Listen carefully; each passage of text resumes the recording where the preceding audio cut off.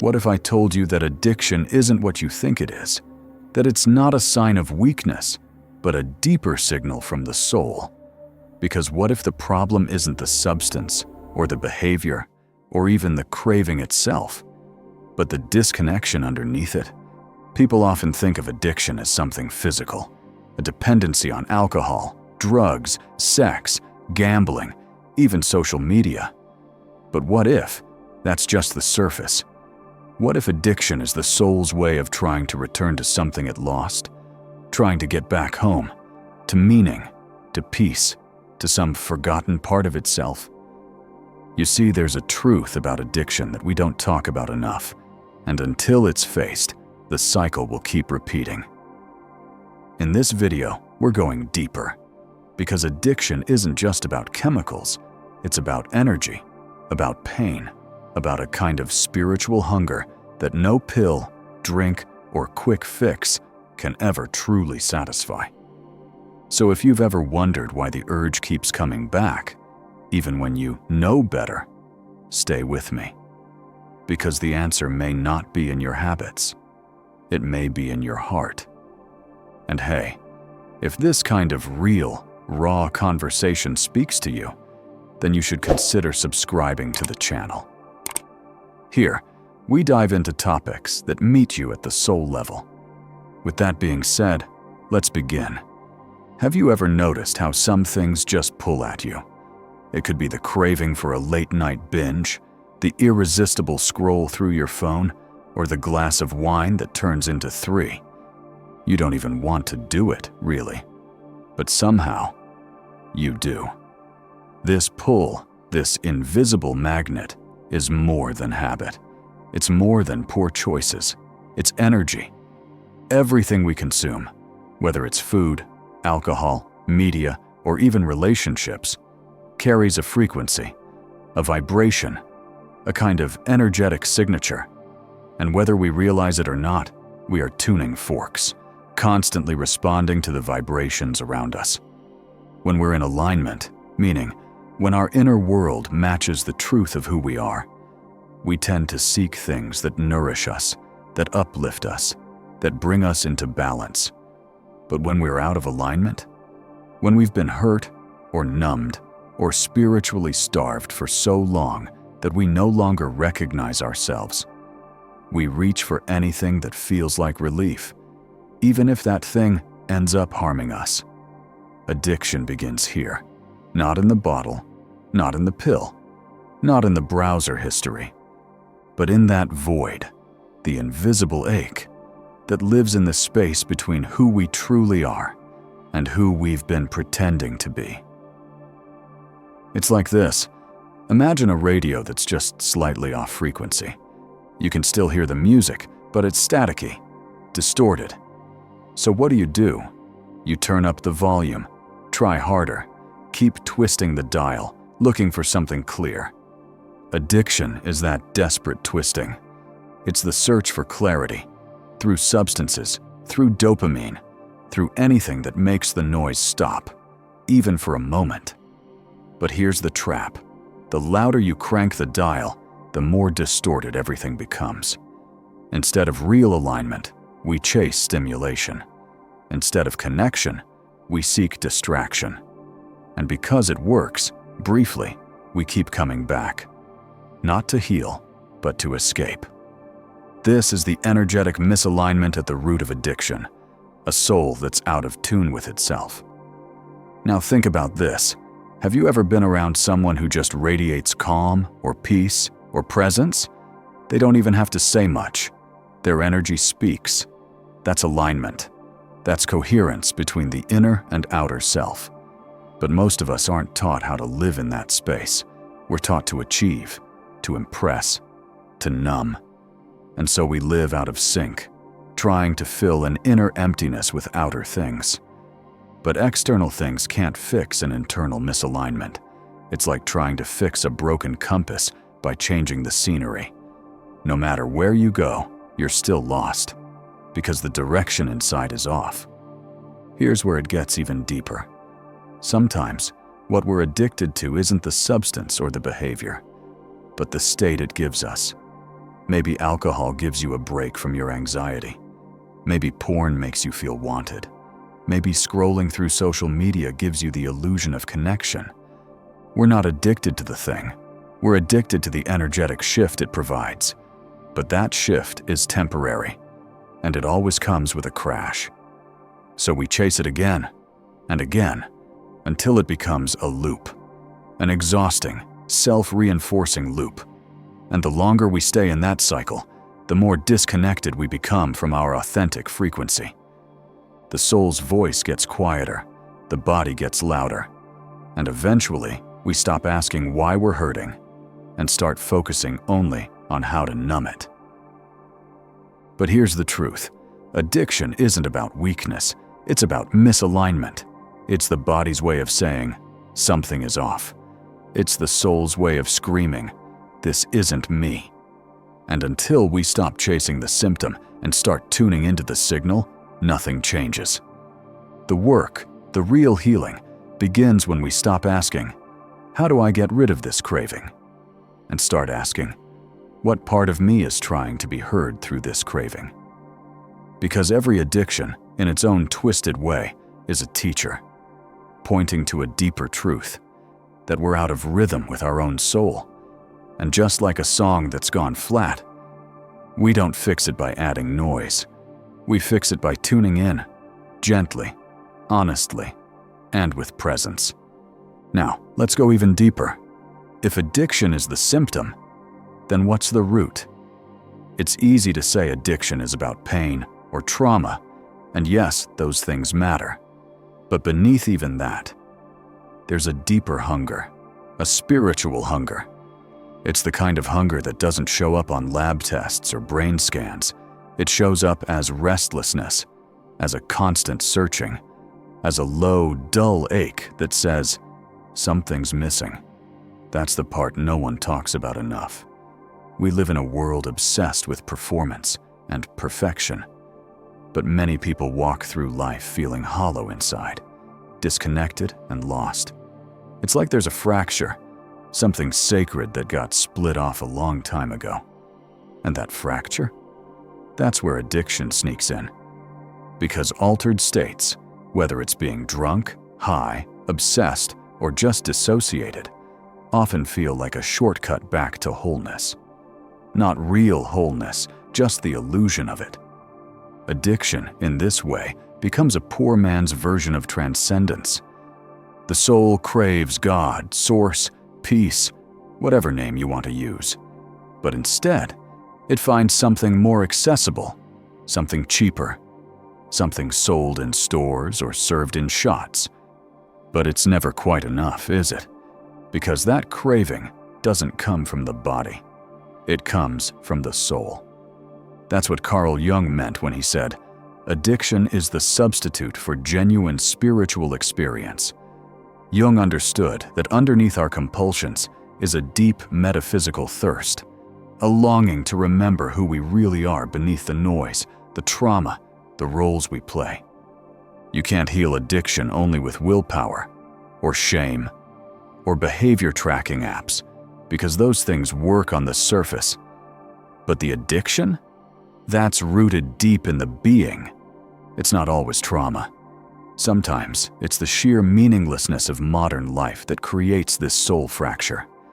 People don't feel seen. They don't feel like they belong. They live behind masks. They chase money, followers, degrees, approval, and still lie awake at night wondering, why do I feel so empty? And in that space, where identity collapses and nothing feels real, that's where addiction takes hold. It's not weakness. It's a coping mechanism for people who've been spiritually starved. Think about it. Children don't come into the world addicted. They come in wide open, curious, present. They come in connected. But life teaches them to shut down, to suppress, to conform. Over time, that sacred connection to the inner self begins to fade. The body stays, but the spirit drifts. Addiction is a cry to come back to that original connection. It's not about chasing a high, it's about chasing home. That's why people relapse even after years of sobriety. Because the craving wasn't just chemical, it was existential.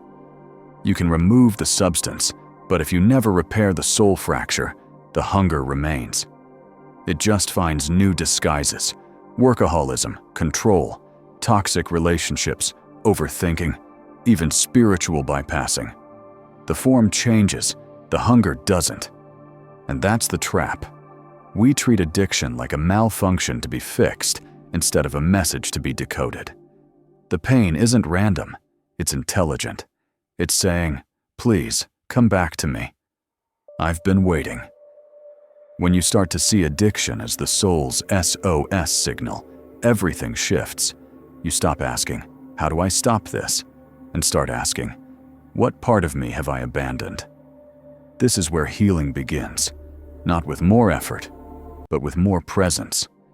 Because the opposite of addiction is not sobriety. It's not even self-control. The opposite of addiction is connection. Connection to truth, to presence, to source, to your unfiltered self. And that connection doesn't come from outside. It comes from within. From learning to sit with your own pain without needing to escape it. From learning to feel instead of numb. It's not easy, it's not fast, but it's real. The world will always offer you substitutes, distractions, temporary highs. But if you want real healing, you have to go deeper than the craving. You have to touch the wound itself and listen. Because sometimes the ache isn't asking for a fix, it's asking for your full attention.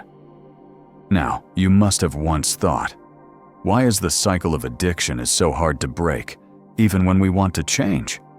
Because here's the truth, it's not just about willpower, or discipline, or making better choices. Sometimes we're caught in an energetic loop that pulls us back, no matter how far we try to run. Every emotion you feel carries a vibration. Joy, sadness, anger, shame, they all have a frequency. And the more we feel a certain emotion, the more our body becomes familiar with that frequency. It becomes a pattern, a groove, like a song stuck on repeat. Now imagine this. You grow up around chaos. Maybe you're constantly walking on eggshells, trying to stay safe. Or maybe you never feel seen, no matter how hard you try. Eventually, your nervous system gets used to the tension, to the sadness, to the feeling of not being enough. And even though it's painful, it's familiar. That emotional pattern becomes part of your energetic field. It's like an imprint that shapes how you experience the world. And unless it's cleared, it keeps attracting experiences and behaviors that match it. This is how addiction becomes an energetic contract. You're not just using the substance to feel better. You're using it to regulate your emotional frequency, to stay in the vibration your body has been trained to recognize. If you're used to chaos, peace might actually feel foreign, maybe even unsafe. If you're used to rejection, love might feel suspicious. So you self-sabotage, not because you want to fail, but because your body doesn't trust a frequency it doesn't know. This is where addiction locks in. It feeds the loop. The emotional pain triggers the craving. The craving leads to the behavior. The behavior brings short-term relief, but also guilt, shame, regret. And those emotions send you right back to square one. It's like energetic gravity. And here's the kicker. The substance or behavior is just the surface. Underneath it, there's a deeper contract, one you didn't consciously sign. A contract that says, as long as I stay in this pain, I know who I am. Breaking that contract isn't just about detoxing your body. It's about clearing your field. Because trauma, whether it's from childhood, heartbreak, betrayal, or neglect, isn't just psychological. It lives in your energy. It creates density in your system. And that density needs soothing. That's why people reach for substances, for control, for comfort, not just to feel good, but to soften the weight they're carrying. But here's what most people don't realize. Every time you go unconscious, every time you numb, dissociate, escape, you reinforce the old energetic pattern. You strengthen the loop. Healing requires the opposite. It means staying conscious, staying present with what's painful, even when your whole system screams to run. Because presence is the only thing powerful enough to interrupt the cycle. This isn't about blaming yourself. This is about understanding how deep this runs. You're not failing because you're weak. You're repeating because your energy has been trained to expect pain, and your mind and body are just following that blueprint. But blueprints can be changed. You can begin to shift your frequency, slowly, gently, by making new energetic agreements. Like, I no longer chase relief. I choose to build safety. I no longer escape myself. I choose to stay, even when it's hard. I no longer identify with pain. I choose to remember who I really am. These are not affirmations to chant once and forget. These are contracts of your own choosing, written in presence, signed in awareness. And yes, it takes time. Because healing isn't linear. One day you'll feel clear and grounded. The next, you might fall right back into the loop. But the difference is, you know now. You can see it. And that seeing, that awareness, that's power. Because once you witness the pattern, you're no longer owned by it. The energetic cords that once bound you, those invisible strings tying you to pain, to shame, to false versions of yourself, they can begin to dissolve. Not because you forced them, but because you outgrew them. Addiction loses its grip when your frequency rises, when your body no longer craves chaos, when your nervous system feels safe in stillness, when your soul is no longer trying to scream its way back into your awareness. That's when the pattern begins to crack. That's when the loop loses momentum. That's when healing becomes not just possible, but inevitable. Not because the world changed, but because you did. So, what does healing really mean? If addiction is a soul fracture, then healing is not about going back to who you were before the fracture. It's about becoming someone new, someone deeper, more whole, because of what you faced. And here's the truth no one tells you. Healing doesn't mean the craving disappears. It doesn't mean you wake up one day completely free, forever enlightened, immune to pain. It means something quieter, something more honest. Healing means you stop abandoning yourself. That's it. It means when the craving hits, when the memory comes back, when the loneliness creeps in, you stay. You don't run, don't numb, don't betray yourself by reaching for what hurts you. You breathe, you listen, you stay. It sounds simple, but that's one of the hardest things we'll ever do. To stay with ourselves in the moment we most want to leave. Because the wound never asks for perfection. It asks for presence. And over time, that presence becomes your power. You stop living in reaction. You stop fighting the ache like it's the enemy. And instead, you start asking new questions. Like, what is this pain trying to teach me? What am I really craving right now? Where in my life have I gone missing? Because addiction isn't just about what you use. It's about what you avoid, what you silence, what you bury because you think it's too much to feel. But your body remembers. Your soul remembers.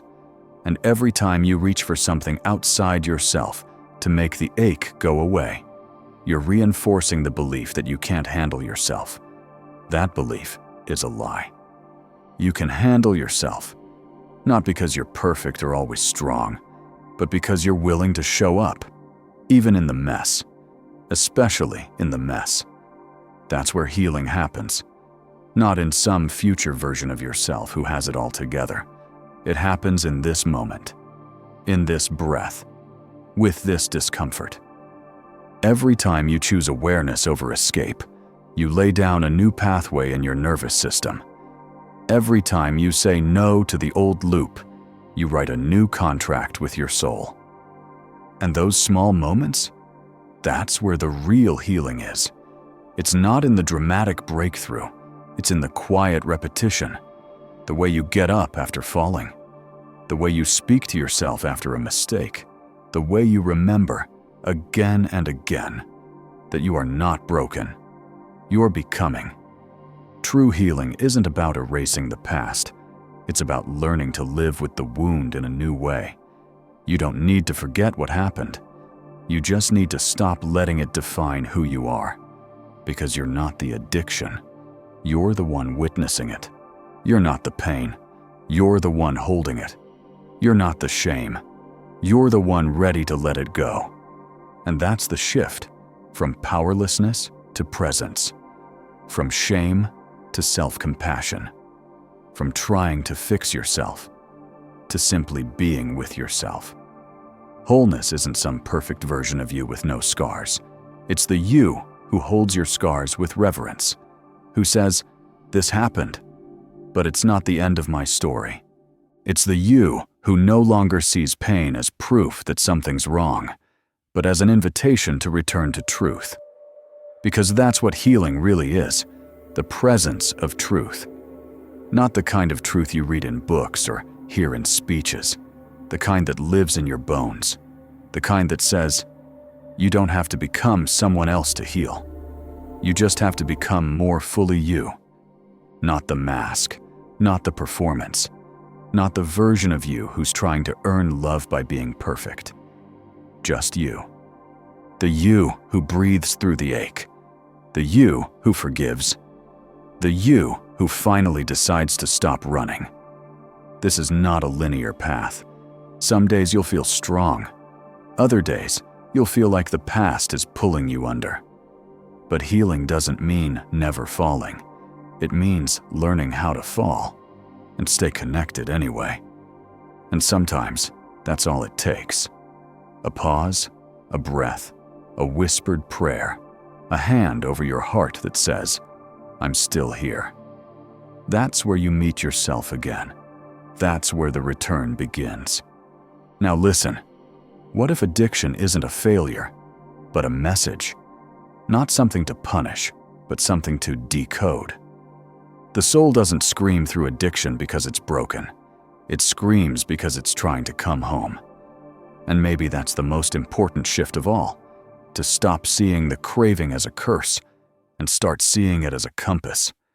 Because underneath every addiction is a longing, a hunger for meaning, for peace, for truth. So instead of asking, "What's wrong with me?" ask, "What is my pain trying to reconnect me to?" And if you can stay with that question long enough, you might just find your way back to yourself. You do not heal addiction. You remember who you are, and the addiction dissolves.